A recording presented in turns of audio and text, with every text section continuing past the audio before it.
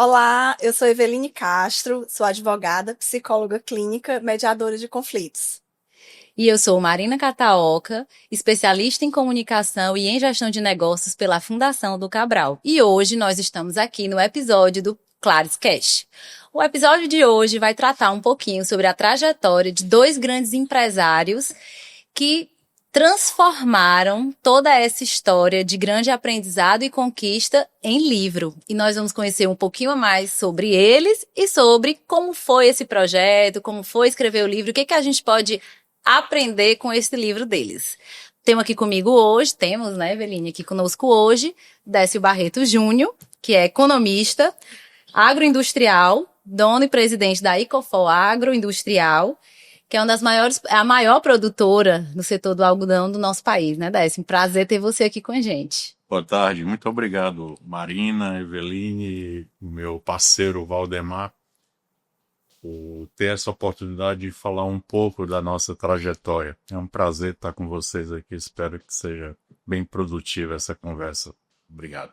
E conosco, Valdemar Barros, que é administrador, sócio-dirigente da Barros Soluções, associado à Fundação Dom Cabral, no Ceará, Rio Grande do Norte e Mato Grosso. Então, eles atuam ajudando as empresas nas questões estratégicas, empresariais. E está aqui conosco hoje. Seja bem-vindo. Boa tarde, Marina, Eveline, nosso grande amigo, que temos uma forte relação de confiança, um grande parceiro, Décio, que tivemos a oportunidade juntos não só de realizar trabalhos para o crescimento empresarial da Icoforte, numa parceria espetacular, como também de termos a coragem de traduzir essas experiências e outras num livro. Eveline, muito bom a gente estar aqui com você, Marina, e a gente poder compartilhar um pouco dessa experiência.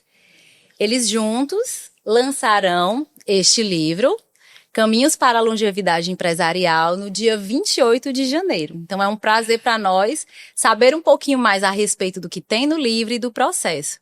Um aspecto muito interessante que eu achei no início da leitura do livro de vocês é que vocês iniciam falando sobre sonhos.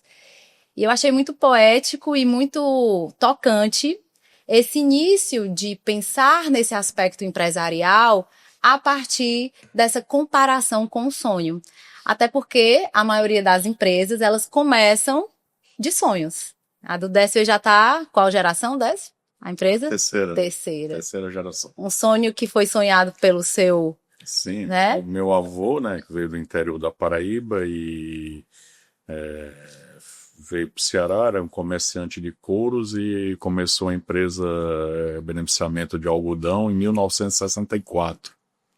E depois meu pai e comigo eu estou na empresa desde 14 anos de idade. Então, Muita coisa já foi essa feita, hein? trajetória desses 61 anos e que está demonstrado aí, está escrito.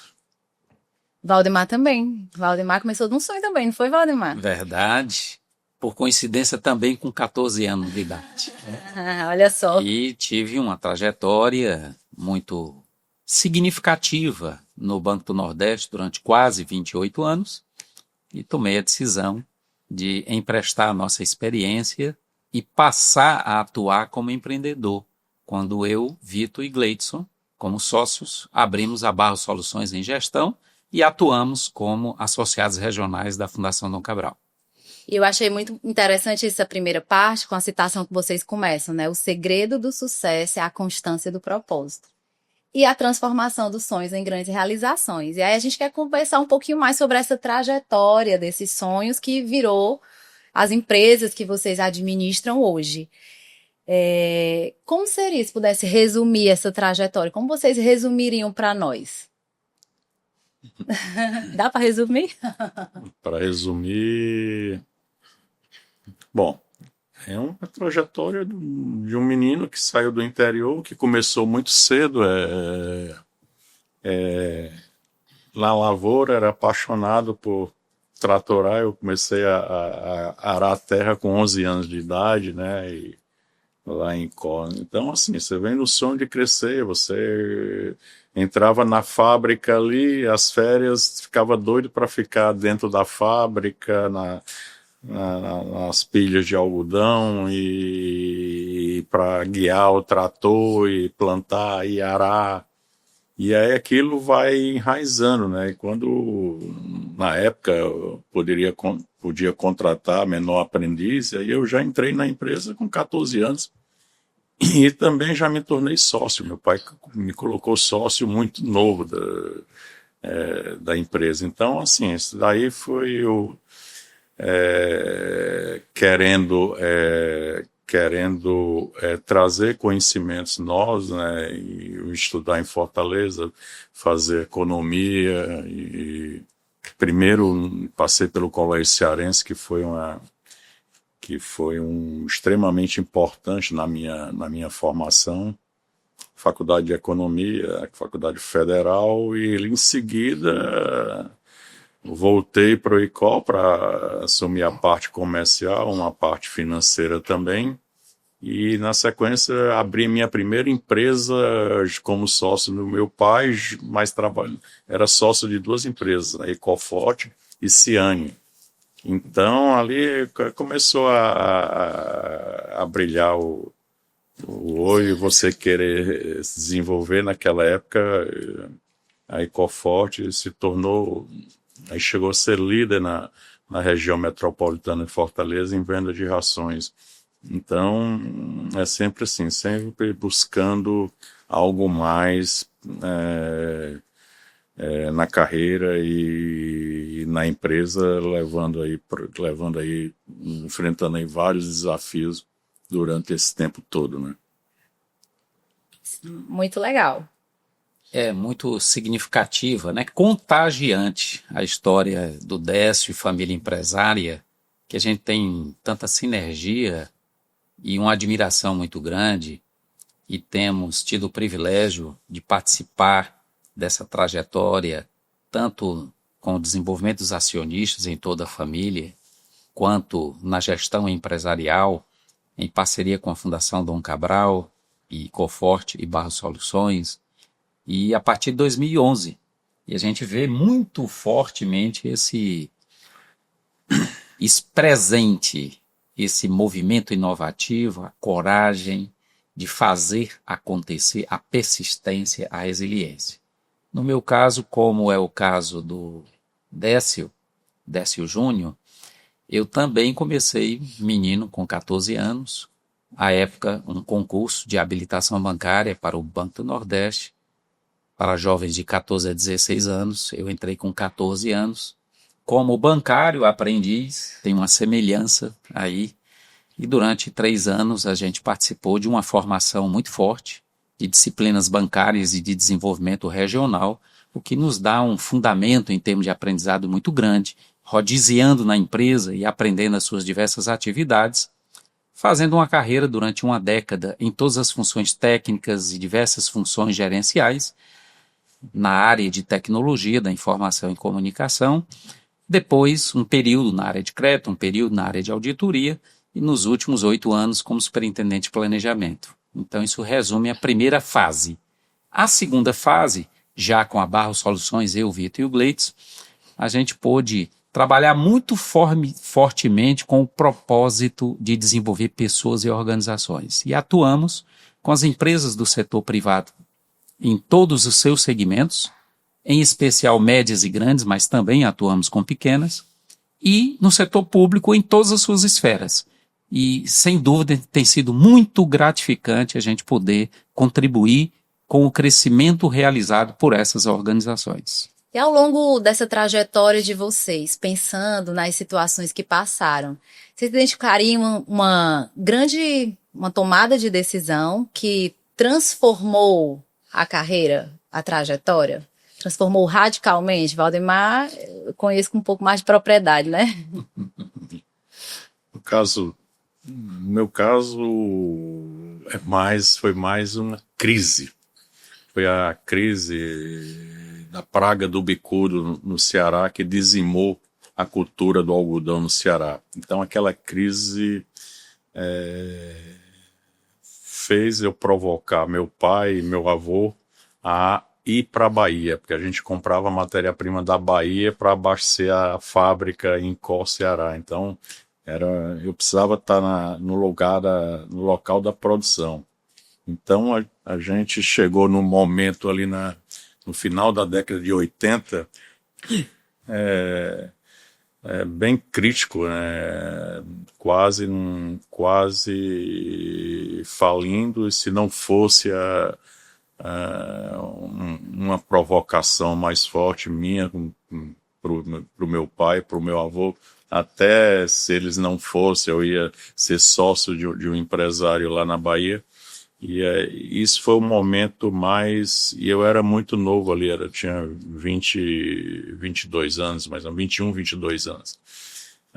Então ali foi um momento mais... E ninguém sabia, era uma terra estranha, a gente não tinha mais recurso, tivemos que arrendar uns imóveis antigos e num lugarejo longe da cidade, 28 quilômetros da cidade, porque não era o negócio mais barato que tinha. Então ali foi o ponto... foi uma virada de chave, foi a mudança do Ceará para a Bahia. Uma mudança corajosa. Ah, sim. A gente sempre passa, né, por vários momentos de tomada de decisão que muda completamente o nosso rumo.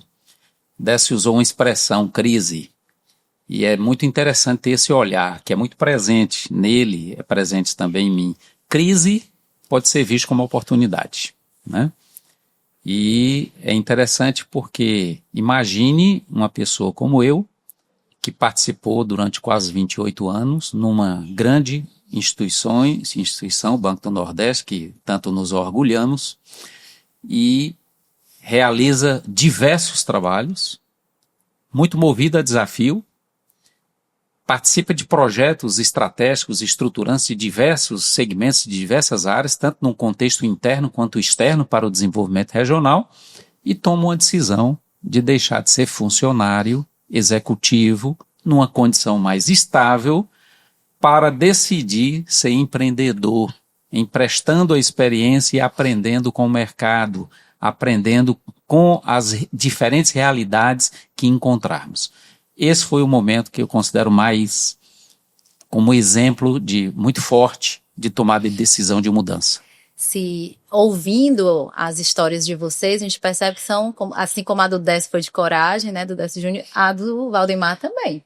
Então, assim, tirar toda uma estabilidade para iniciar, né, o processo empresarial requer muita confiança, muita persistência. E houve uma fala comum de vocês que foi sobre crise. E em momentos de crise, que são momentos normalmente caóticos, né, momentos bem difíceis, gerir emoções, estar sob pressão e ainda assim conseguir se manter em um eixo de decisão viável, de decisão razoável, visando o futuro, né, e sabendo que aquela decisão precisa dar certo, precisa ser bem tomada. Eu acho que isso é um ponto crítico, né, como o senhor bem falou, pelo qual toda pessoa que precisa tomar uma decisão passa. E aí, qual foi, nesse momento de crise, a decisão mais relevante, mais importante que vocês precisaram tomar naquele momento de pressão? Quando era a hora do tudo ou nada. Agora, ou eu faço, ou vai tudo desandar, vai tudo por água abaixo. No livro você vai encontrar várias crises. E tem vários momentos desse aqui. Mas eu posso contar um bem recente mesmo. Que na pandemia, ali em março, 19 de março, quando a gente montou o nosso comitê de crise, aquela decisão de tomar empréstimo, se endividar para não demitir ninguém, com pouco tempo, aí eu não sei se é sorte, mas assim, ali com 4 meses, 5 meses, março, mais ou menos em julho, a coisa começou a virar.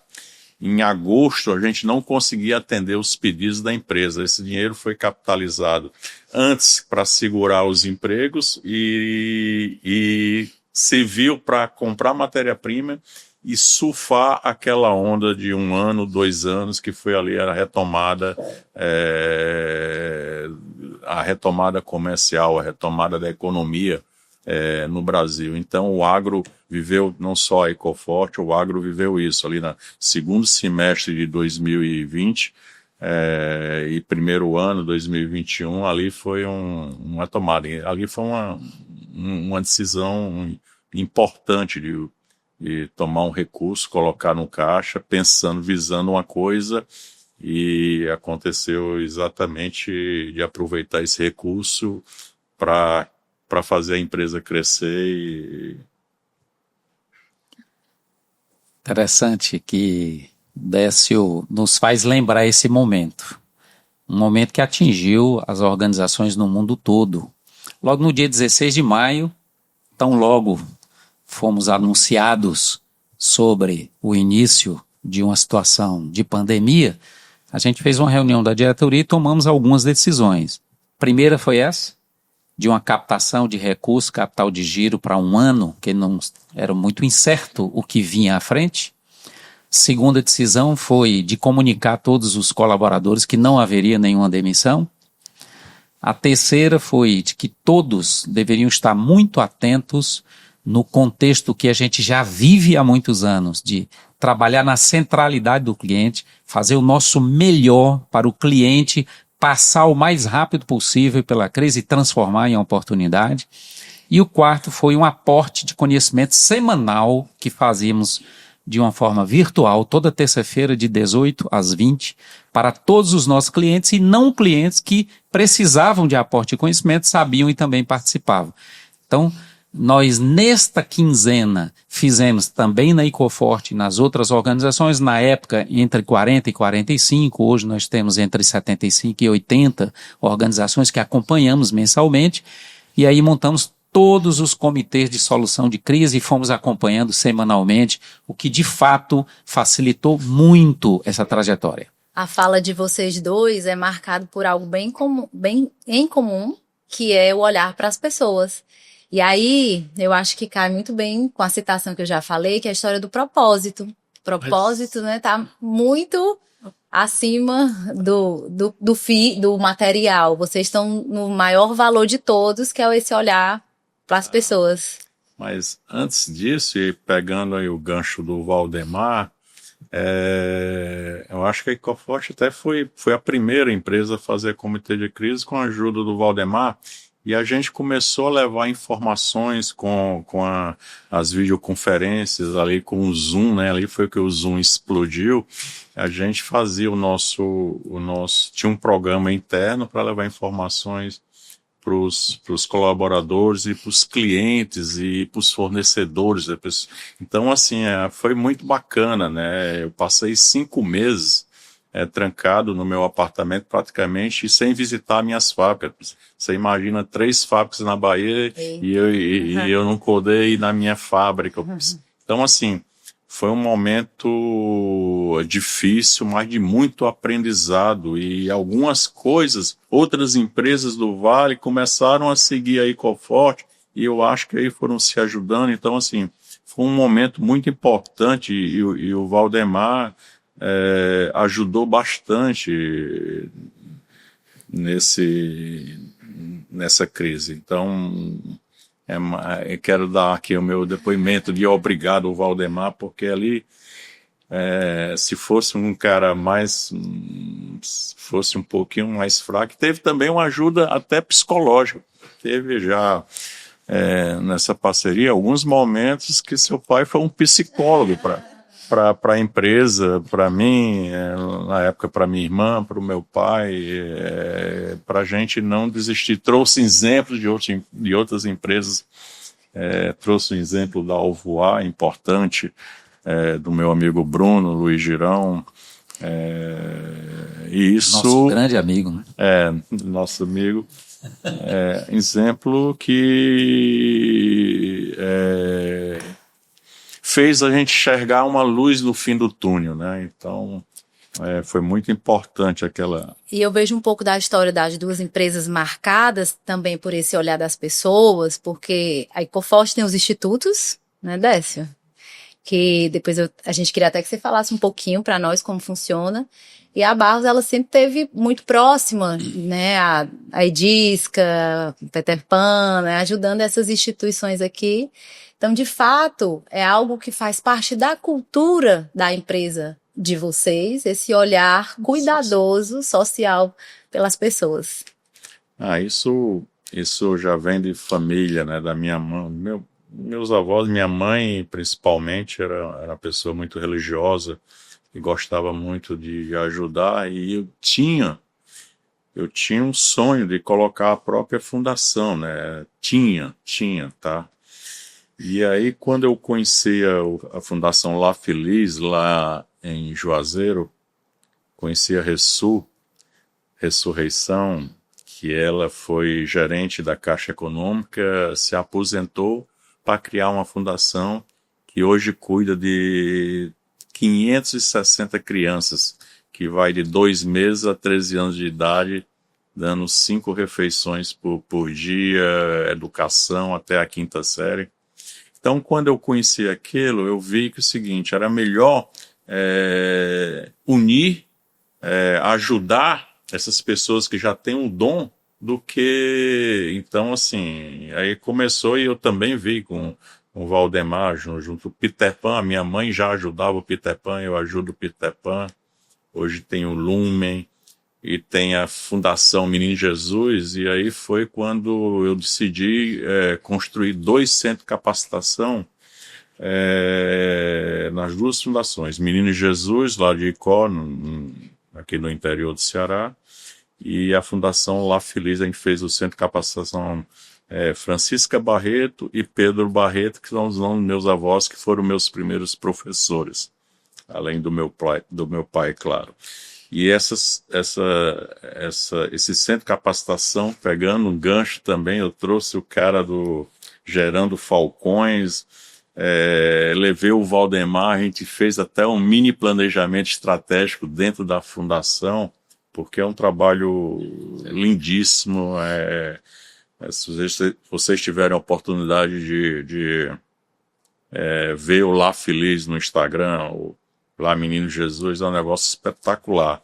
E aí a gente começou, cara, ela chegou para mim, olha, Décio, essas crianças saem daqui com 13 anos e elas às vezes não têm expectativa do que fazer, elas voltam às vezes para droga, são aviões, voltam para prostituição, vão para prostituição, porque o bairro é paupérrimo, é um negócio, você parece que são 2 Brasis, quando você conhece essa realidade do bairro Malhada Vermelha lá em Juazeiro.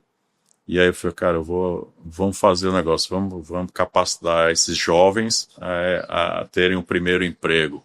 E aí foi quando também a Ecoforte juntou ao movimento da Dom Cabral para frente. A gente foi a primeira empresa também a encampar dando noções de empreendedorismo para pequenos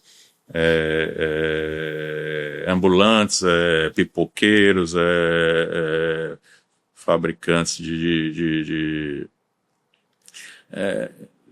tudo que de acarajé, de pastelaria. A gente foi levando noções com para frente, e assim, aquilo eu me senti muito realizado, porque e esse livro é para essas pessoas que estão saindo do centro de capacitação, para essas pessoas acreditarem no sonho e enxergar que tem uma luz no fim do túnel para todos.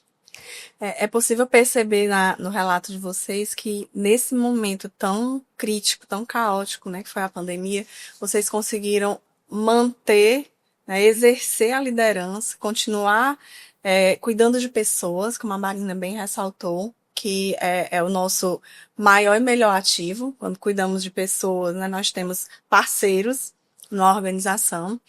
Mas nesses momentos críticos, o que é que costuma falhar mais, a comunicação ou a estratégia? A gente sabe que as grandes crises nas organizações, com ruído de comunicação, são as que mais pegam. Inclusive destroem a estratégia. A gente tem que ter muito cuidado com isso. No segmento empresarial, a gente tem que, num mundo, inclusive, cada vez mais caótico, de uma condição de fragmentação constante, de múltiplas direções, a gente tem que separar ruído de sinal. E quando a gente olha em termos de dimensão, a maior parte é ruído. Uma parte pequena são sinais. Então, se a gente utiliza o canal de comunicação para reverberar, sem saber que está fazendo ruídos, nós estamos, na verdade, prejudicando a nossa organização, as nossas pessoas, os nossos parceiros, os nossos clientes. Então, a gente tem que ter muita atenção nessa questão da comunicação e o que comunicar. Com que contexto e com que devolutiva, para de fato haver uma interação. Então, um ponto, eu concordo que a comunicação é o principal. E aí da pandemia, e a gente... Aí é um testemunho que eu posso falar, que saiu a moda do trabalho em home, né? E eu notei que eu notava as pessoas, os meus colaboradores mais tristes, assim, em casa, e não foi nenhuma decisão da presidência que todos voltassem para o escritório, e eu acho que todos voltaram para o escritório, poucas resistências, e hoje eu acho que fui bem mais. Então, até para Clares trabalhar mais essa questão de comunicação junto com as empresas, que eu acho importante demais. Você viu, né, Marina e Eveline, a provocação do nosso empreendedor nato, que está sempre instigando as pessoas para fazer acontecer, para fazer diferença, para que vocês possam atuar nas empresas na área de comunicação mais fortemente, que é uma grande necessidade nas organizações. Viram aí? Já aproveitem, sigam as nossas redes, @claresconsultoria, @icoforteoficial e @somosbarros. Muito bem. O Décio tinha comentado anteriormente acerca dos nossos queridos amigos Bruno Girão e o Luiz Girão, cuja família empresária a gente também tem uma relação de confiança muito forte, uma história muito bonita dessa família empresária, em que nos faz lembrar quão importante numa trajetória dessa é a gente cuidar do lado da índole, do caráter, honestidade, integridade, porque isso é que faz diferença na trajetória de um empreendedor. E no campo social, ele citou vários exemplos, ele tem toda a razão, e que a gente tem juntos atuado em programas bem diferentes. Ele citou inclusive um movimento que a gente chama de Pra Frente, com a plataforma Pra Frente, que de fato a Icoforte foi a primeira organização na nossa região a utilizar o programa Pra Frente, e que foi inclusive construído durante o início do Covid, após uma experiência de um outro programa chamado FTC Empreenda. E essa sensibilidade nos faz, ora, atuar como voluntários nas organizações sociais, ora, atuar no que nós chamamos na Fundação Dom Cabral em 3 dimensões. Atuamos com as empresas e com o setor público em educação executiva, atuamos individualmente na educação acadêmica e atuamos com vários programas de educação social. Neste programa, inclusive neste momento, estamos num movimento junto ao Banco Nordeste, aos financiados do Crédito Amigo, numa capacitação de 500 mil microempreendedores no Pra Frente. E 48 organizações sociais, em parceria com o Ministério Público do Estado do Ceará, realizamos juntos, e já foi encerrado, um programa de capacitação e gestão para essas organizações. Então, esse olhar sempre é muito importante para que a gente possa inserir e resolver e reduzindo as desigualdades sociais em nosso país. que perpassei pela comunicação que a Evelyn estava falando, né? Se é a gestão, a pergunta que tu fez. Sim, momentos críticos, nesses momentos de crise, o que é que mais falha? Comunicação e estratégia. Porque aí tá ligado, né? Por meio a estratégia dessa construção, tá toda interligada com a comunicação. E aí eu vou aproveitar e puxar o nosso quadro. A gente tem um quadro fixo aqui no nosso pod, que é o Código da Comunicação, justamente para a gente refletir sobre isso aí, já que é tão importante nas organizações. Vocês conseguem lembrar de alguma decisão em que a comunicação ela mudou o rumo da história? Acho que até essa do Décio, né, quando ele comunicou, ou a gente vai para Bahia, ou eu vou ter outro sócio, a comunicação aí pegou, não foi não, Décio? A gente teve, por exemplo, no nosso caso, no nosso RH, o Oswaldo, que é muito importante, passou 13 anos na Ecoforte e ele foi de fundamental importância em transmitir o meu sentimento durante aqueles 5 meses que eu não pude visitar a fábrica e os colaboradores, assim, como ele estava muito alinhado, foi fácil conduzir, orientar os trabalhadores a ir para casa, fazer seus exames.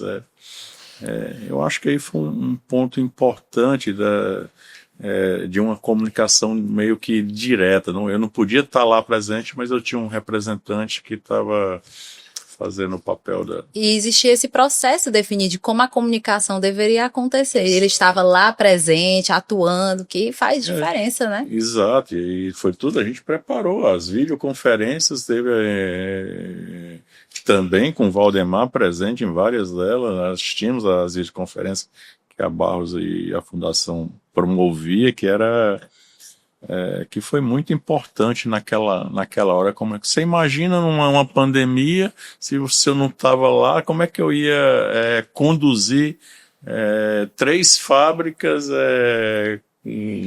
sem ter uma comunicação eficiente?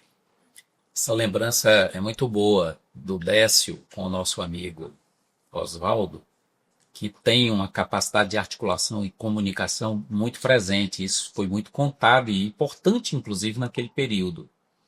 Mas também me lembro de uma situação recente, do ano passado, dentre várias que eu poderia citar, sobre uma decisão e comunicação de expansão da nossa atuação a partir de uma comunicação da Fundação Dom Cabral, de uma concorrência para assumir a operação no estado de Mato Grosso. As influências aí do Décio, não foi, Décio? Tem uma influência em função do nosso projeto conjunto na nova fábrica espetacular, cuja capacidade, inclusive, é a soma de todas as outras fábricas e que já está em operação desde janeiro, em especial, de 2025. Mas, atuar ou não, a gente teve que rapidamente tomar essa decisão, rapidamente, em 5 dias, montar um plano de negócio, e cuidamos da comunicação numa reunião especial com todos os gestores e todos os colaboradores para um forte alinhamento, o que nos dá a gratidão e a oportunidade de estar atuando como associado regional, representando a Fundação Dom Cabral, também no estado de Mato Grosso, como ele falou, que é um estado extremamente pujante, é quem responde principalmente pelo agronegócio no país. E com um potencial de crescimento enorme. E ainda pensando na comunicação, existe algum momento em que uma falha de comunicação, um ruído de comunicação serviu de grande lição para transformar, às vezes, um setor, às vezes, um canal de comunicação nessa história aí de vocês? Eu tenho um fato que me incomodava. Minha irmã trabalhava na empresa, era uma diretora administrativa, a gente tinha um diretor financeiro, que inclusive foi o Clóvis Madaloso, que foi da Barros, foi consultor da Barros, e era na mesma sala, o birô vizinho um do outro, e passava o e-mail e depois ia reclamar para mim. Eu mandei um e-mail para ele, ele não respondeu. Gente, pelo amor de Deus, você tá aqui, cara, fala aí e tal, precisa... Então, assim, esse é só uma lembrança que eu acho que é o que hoje a gente combate. Tudo bem, você tem que comunicar, depois você formaliza por e-mail. Às vezes comunicar por e-mail, eu ainda sou meio das antigas, eu prefiro Chamar a hoje pessoa, né, Décio? chamar, falar. Então, assim, esse é o fato que foi um fato triste porque depois disso veio uma crise e aí tivemos que fazer demissões, então aí é um ponto importante que eu acho Isso ter muito fragiliza, cuidado. né, um pouco a comunicação entre as pessoas, fragiliza a presencialidade, né, e acaba gerando mais ruído. Até porque às vezes a gente não consegue expressar tão bem na escrita o que expressa na fala. Então, Uma resolvemos linguagem não verbal, assim, um sorriso, um olhar, um, um, um músculo mais contraído, nervoso, né?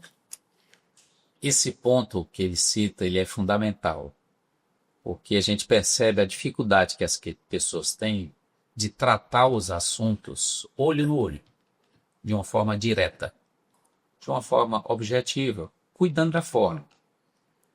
Fazer o que é certo faz toda a diferença do que fazer o que é cômodo.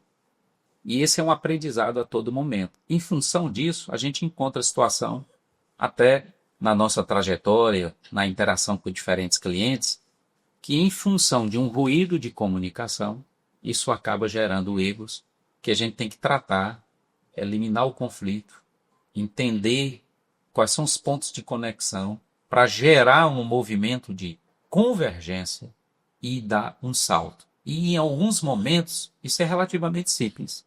Mas há casos que você lida vários meses ou até ano para poder resolver, porque aí mexe com as emoções, mexe com as relações familiares, mexe com a interação, liderança com a família empresária. E tudo isso é muito delicado, a gente tem que estar muito atentos para poder dar a volta por cima. E o eixo central está aí a comunicação. Muito legal. E um princípio que atravessaria a trajetória de vocês? Desse um princípio, assim, eu não abro mão de olho no olho, né? Não, Décio? Não, eu não abro mão da humildade, Legal. tá? Eu acho que, por exemplo, estou tratando aqui com o Valdemar, estou tratando com vocês, eu trato com o meu vice-presidente, como eu trato o cara que varre o chão da fábrica. Então, assim, é a humildade e, para mim, é o respeito às pessoas. Isso é um princípio. Valdemar? Ele cita 2 pontos fundamentais, né, que faz parte também da nossa vida. Mas para citar outro ponto, é confiança. Confiança de vínculo. E parceria colaborativa. A gente tem que ser muito parceiro integrativo, pensando mais fortemente na relação ganha-ganha. E eu sei que isso é muito presente também com o Décio na história dele, tá? Ele não está pensando só nele, ele está pensando em todos os atores da cadeia em que ele participa, do ecossistema em que ele participa.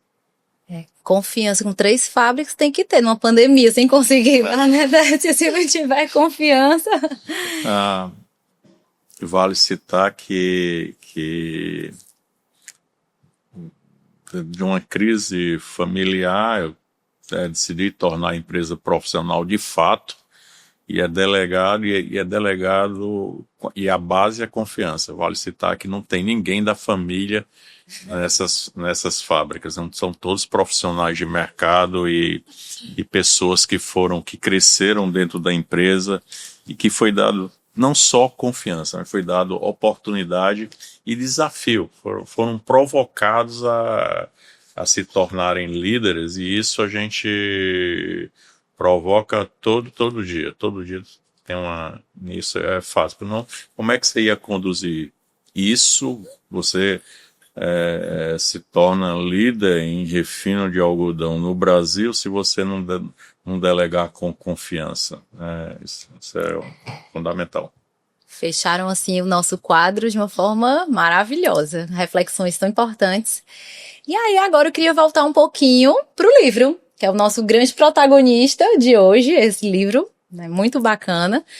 E vamos pensar um pouquinho, queríamos saber um pouco mais de vocês, em que momento vocês perceberam que essas histórias, essa trajetória de cada um merecia virar um livro? No momento, desde quando a gente, por problemas, por crise que a gente passou,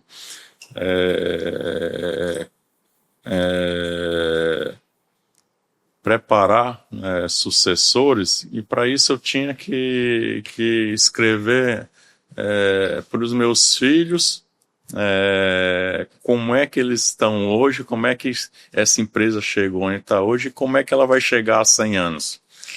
Isso eu tinha que escrever passo a passo para mostrar que nem tudo foi muito sacrifício, né?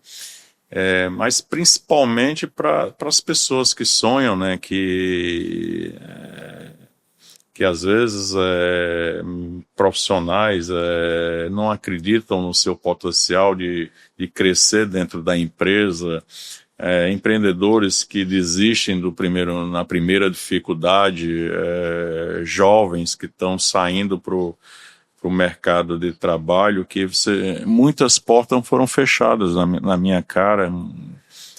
Eu lembro que quando a gente chegou na Bahia,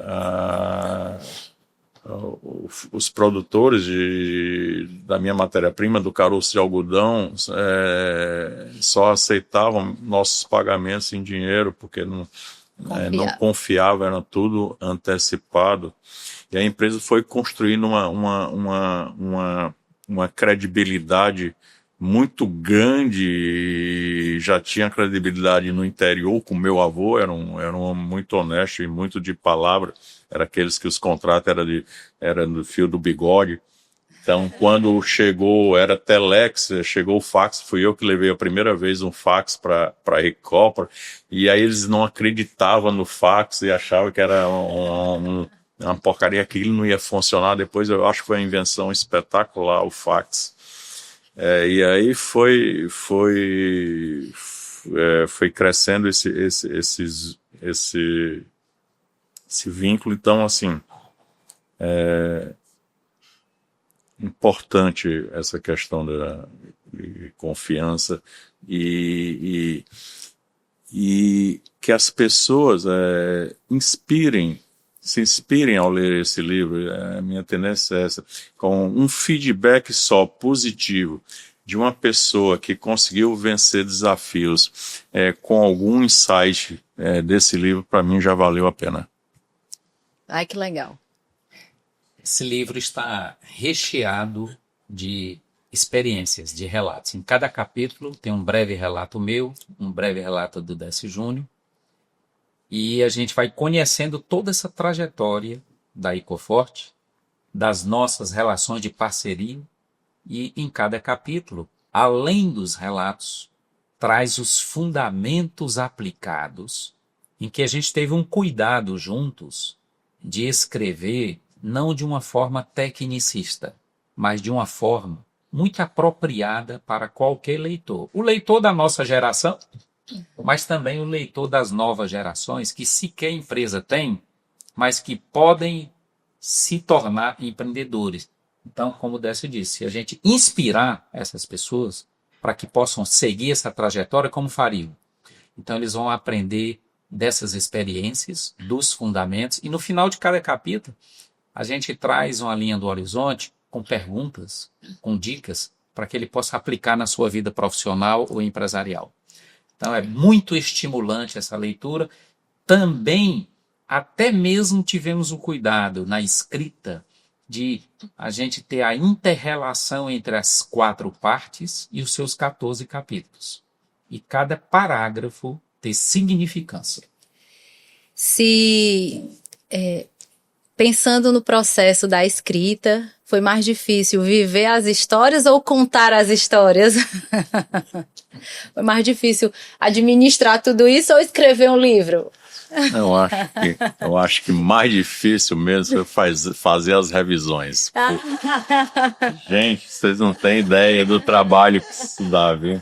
Porque de uma maneira meio que detalhista, perfeccionista, isso eu e o Valdemar, a gente tem eu nem tanto, mas o Valdemar principalmente.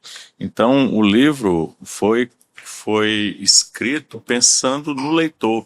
A gente terminava um capítulo e vamos olhar se vamos ler só para ver se pelo lado com o olhar do leitor.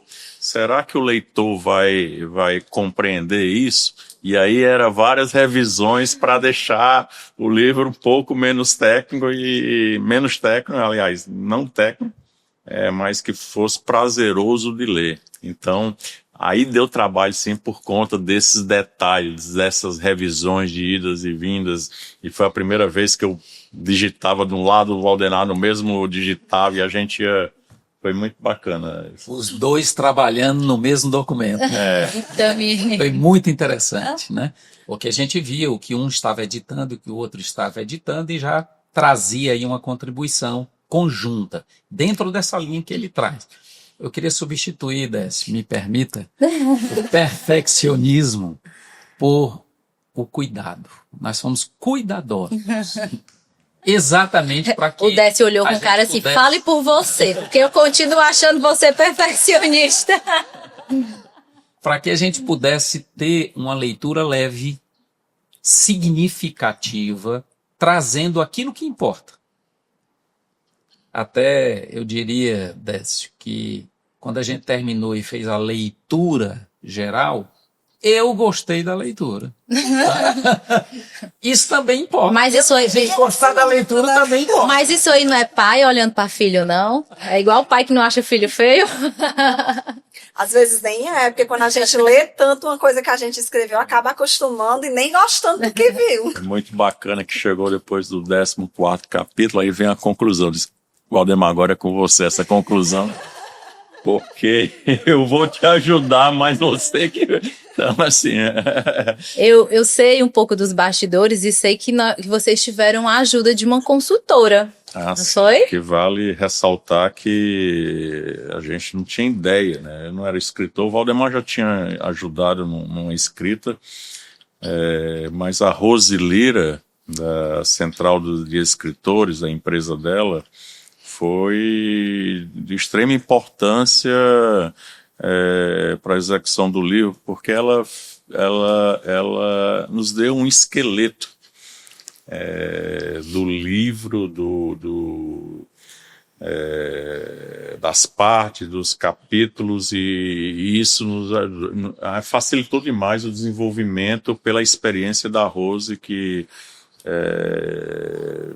eu indico demais, quem quiser escrever um livro, consulte a Rose, mas eu não conseguiria fazer um livro rico em detalhes como esse se não tivesse o apoio da Rose.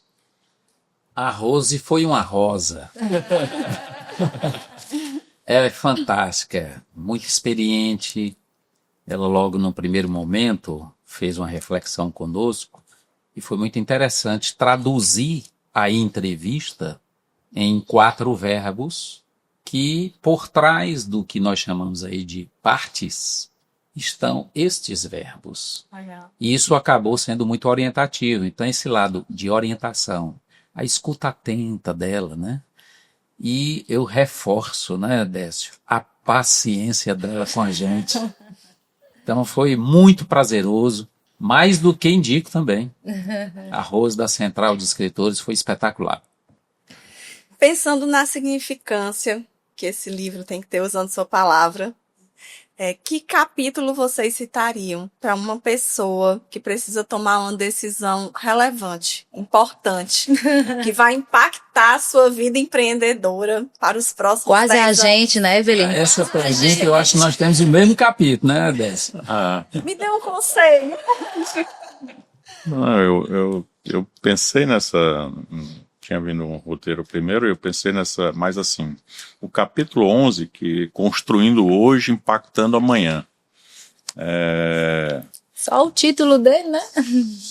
Construindo hoje, impactando amanhã, é para quando você pensar, sonhar, pensar em realizar, ou em pensar em chegar numa posição da empresa, numa posição de liderança, crescer dentro da empresa, você tem que sempre lembrar do que você está fazendo hoje, o que você está aprendendo hoje, o que você está trabalhando hoje, Eveline. Pensar qual vai ser o impacto, principalmente para as pessoas. E quando eu falo pessoas, não só o público interno das empresas, o público, os autônomos, como também a sociedade. Então, esse eu acho que é um capítulo bem interessante. Porque você ainda começa com a citação, né? O futuro depende do que fazemos no presente, aqui no seu relato do Mahatma Gandhi, Exatamente. É Era isso que eu ia citar. né? Se a gente olhar no nosso livro Caminhos da Longevidade Empresarial, no capítulo 11, de fato, para esta pergunta, ele faz toda a diferença. Claro que tem uma base, né?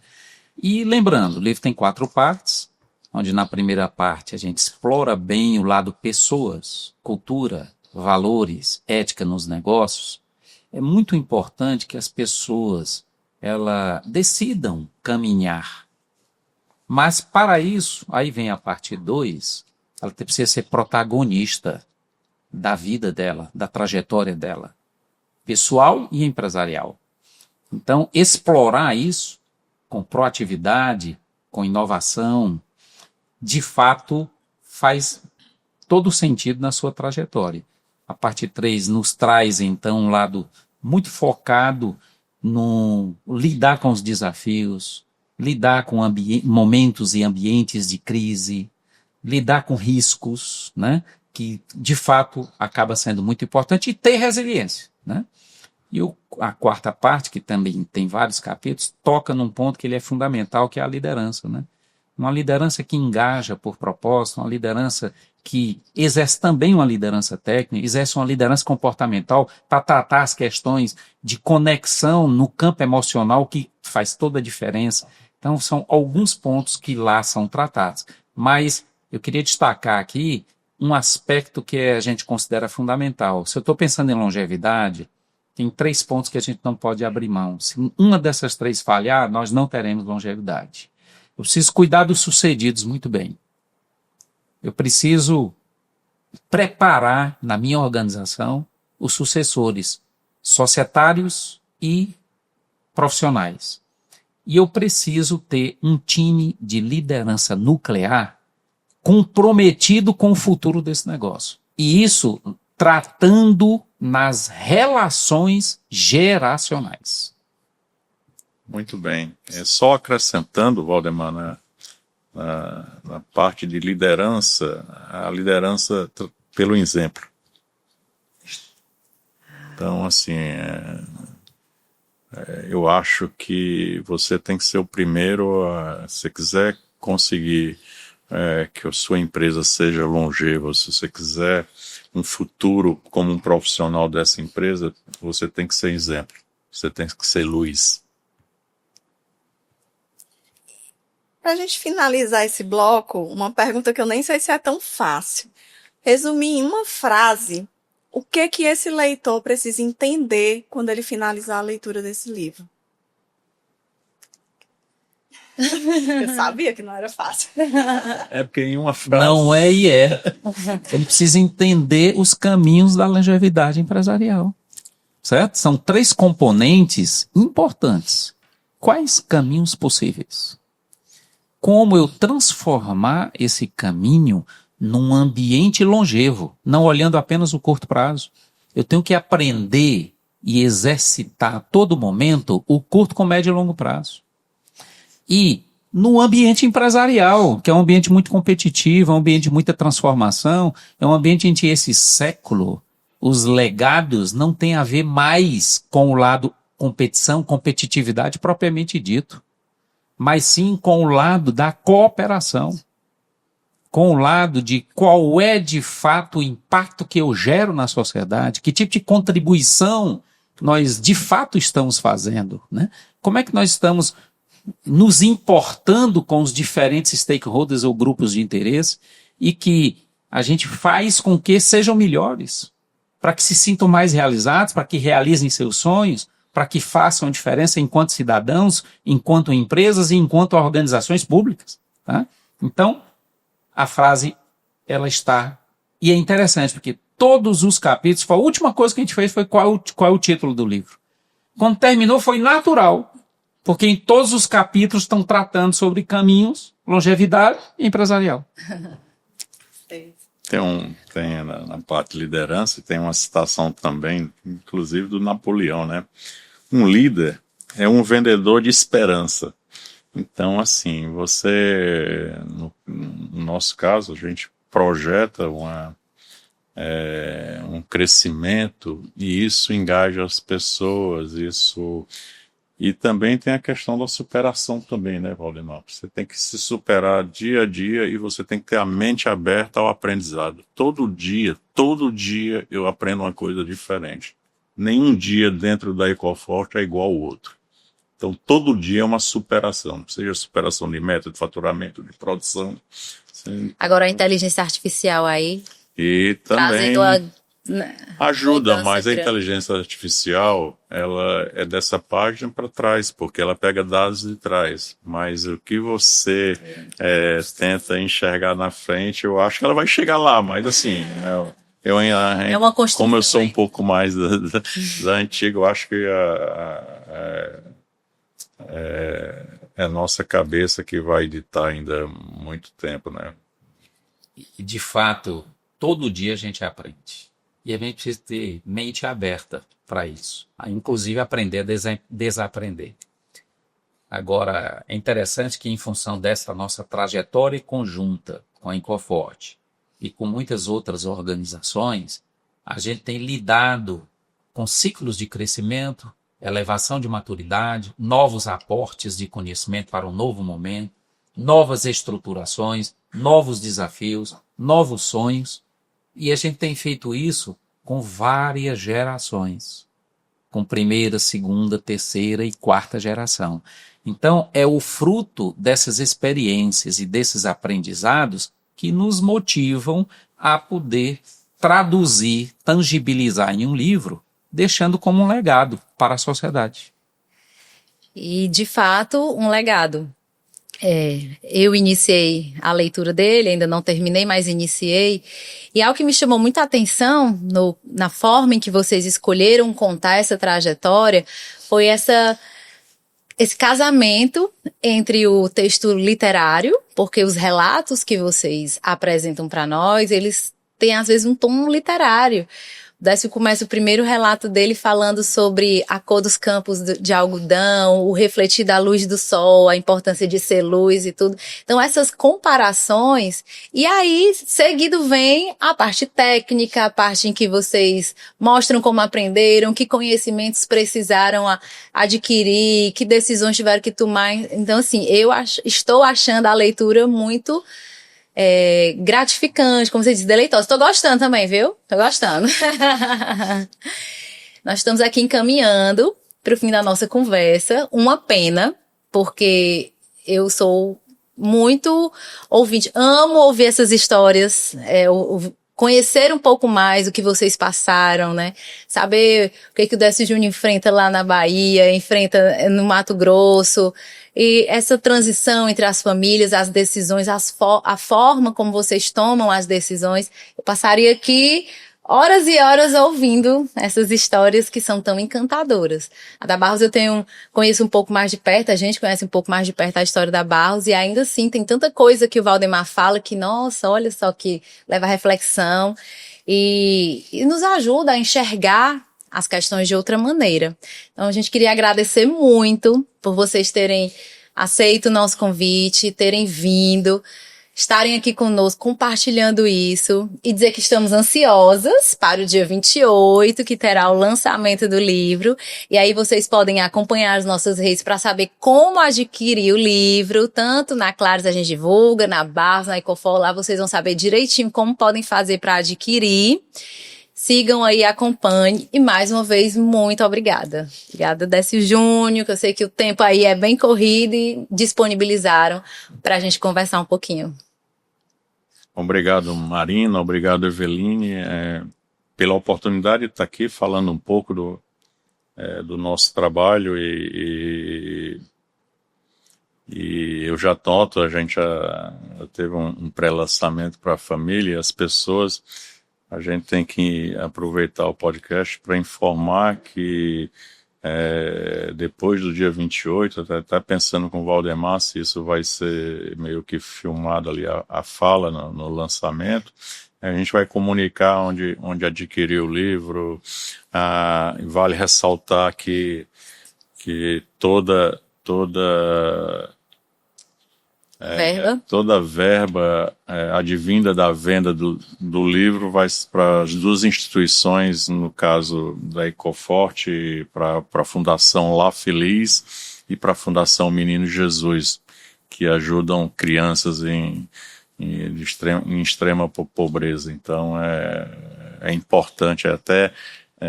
Eu quero que compre o livro para aprender um pouco ou para refletir um pouco sobre com os insights que ele traz, mas também você está ajudando essas crianças que é de fundamental importância.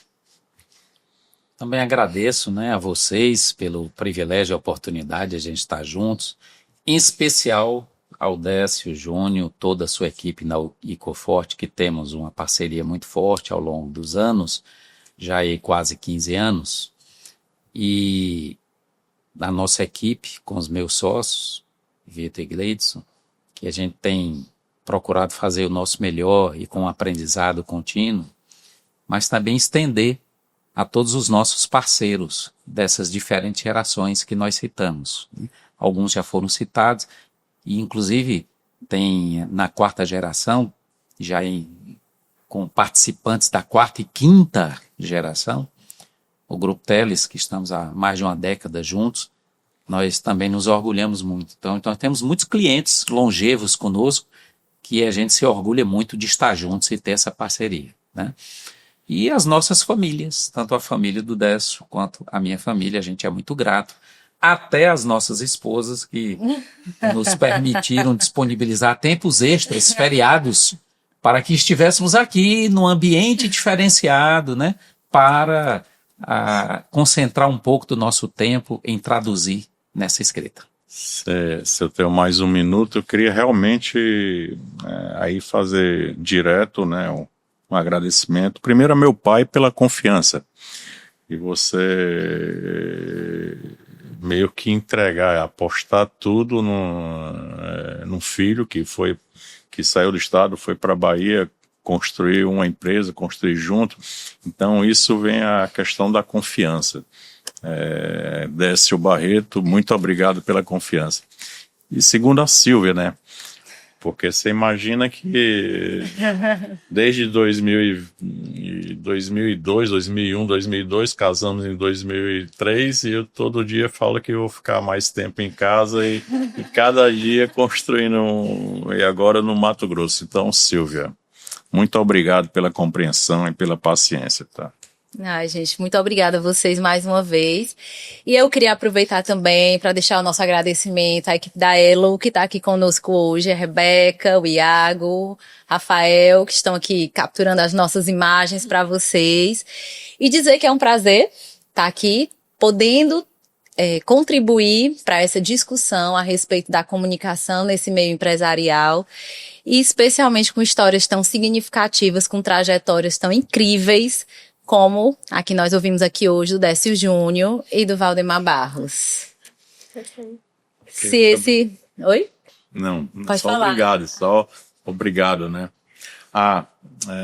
Acho importante, e aí eu tiver que agradecer também aos colaboradores da Ecoforte, porque sem eles a gente não estaria escrevendo esse livro aqui. Eu falo até em nome da Simone, nossa financeira lá, vai meu agradecimento a todos os colaboradores.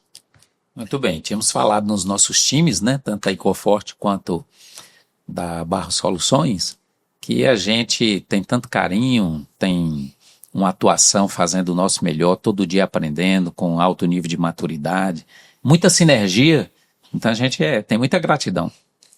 Obrigada. E se esse conteúdo fez sentido para você, já compartilha e salva. Obrigada e até a próxima. Esse foi o nosso Clariscast.